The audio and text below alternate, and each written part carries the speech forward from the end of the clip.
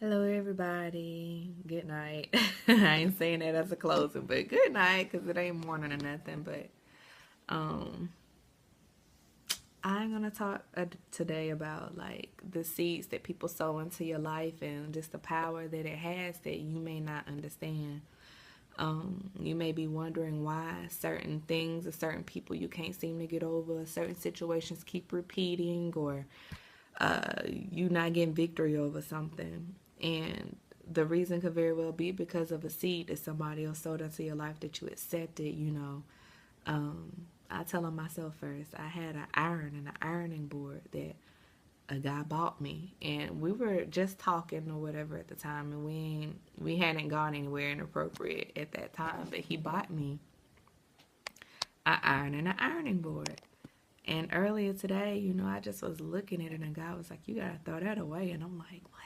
Like, gosh, here I go. I gotta throw some more stuff away. But whatever you lose for God, that He gonna restore, and it's gonna be much better than what you had before. So I'm just kind of like, man. And I just was thinking, I'm like, man, why I gotta get rid of my iron?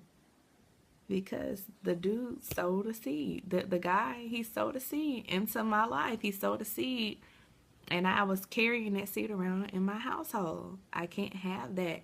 If I wanted to be pure and whole and have everything, the promises of God, be manifested into my life, I can't hold on to old dead things. I have to let it go. I have to get it out. And if that guy sowed a seed into me, sowed a seed into my household, and I got it in my house and around me, the spirits that attached to it from him, because it was a gift from him, he spent his money on it. Yeah, there's a transference of spirits, and that I had it in my house. I was allowing those things to be around me, and God is telling me, no, it's time for you to start separating yourself from certain things and certain situations and people because of where I'm trying to take you, what I'm trying to do in your life. That can't be a part of it. That can't be around. So your cutoff game got to be strong with people, and it got to be strong with possessions too. We can't be gripping on to everything and holding on to everything. We're called to hold lightly. If I'm holding something lightly, it's just going to sit right in the palm of my hand. I'm not going to grip it to hold it. So if it go, it go. I'm okay. If it stay, good. It stay. But I'm not gripping it. I'm not trying to control a situation or make something be what it's not supposed to be. So another thing about like letting people give you money, especially women, be careful that you're not in situations where you broke and you want to find you a sugar daddy. Or you got a little guy friend or whatever. You don't even really like him. You just being nice to him and keep him around so that he can help keep things afloat when you ain't got it.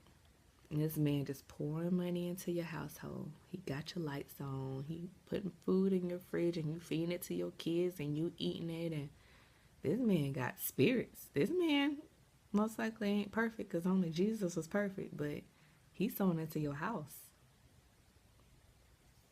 He ain't really only doing it just because he nice.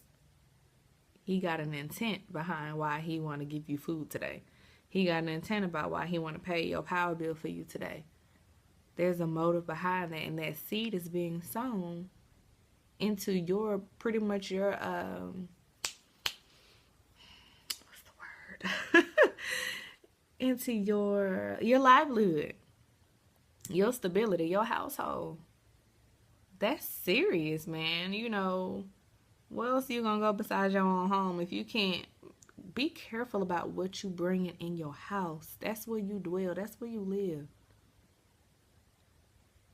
That's everything that you bring in there, and everybody that you let come in, that's gonna directly affect you and your life more than what you realize. But be careful that you're not letting people give you money on things when they ain't even really got no business being in your life in the first place, and they giving you money for a down payment on a car, and this car is something that you planning on keeping for years, and a piece of them, that transfers of spirits is going to carry over into that car. Like while you driving it, you're going to may start thinking a certain kind of way. You like, why every time I'm in my car I think about this kind of stuff? I don't be thinking about that no other time. Or why every time I get in this car this happening? Trying to tell you why. Be careful going to thrift stores and stuff like that, buying clothes and furniture and putting it on and bringing it into your house. You don't know what happened on that sofa. And I ain't telling you to be over paranoid, like, ooh, stuff is everywhere. But I mean, if you really want to get somewhere, you're wondering why you don't have victory about certain things, and you're wondering why certain things are staying in your life or coming into your life that you don't understand. I'm telling you why.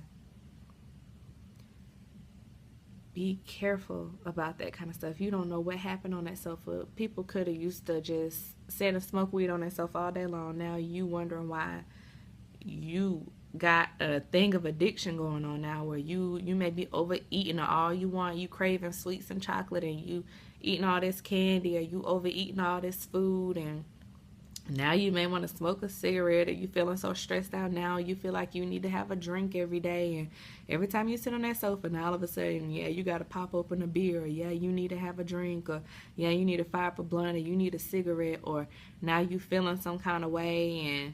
And addictions manifest in more than one way than just drugs. You can overeat and be an addiction. You can chronically just keep repeatedly dating people over and over and over again, getting another guy, never healing, or never asking God what your situation ever was supposed to be in the first place. So be careful. You may go wear clothes at the thrift store, and you put on this one dress, and you wonder why every time you put on this dress you feel a little depressed, and you really like this dress, it's pretty, but you always get sad every time you wear it. You don't know if that person who that dress belonged to had a suicidal spirit and was depressed and hated themselves really deep down on the inside, and used to put on that dress and contemplate how they was going to kill themselves. Maybe that was the dress they picked that they said they were going to decide they were going to end their life in. And you wondering why. You feeling some kind of way. It just truly is best to have your own stuff and to be the first person that owns your stuff. I mean, I know I hear somebody saying, well, if that's the case, then that means, the store and all that come from. True.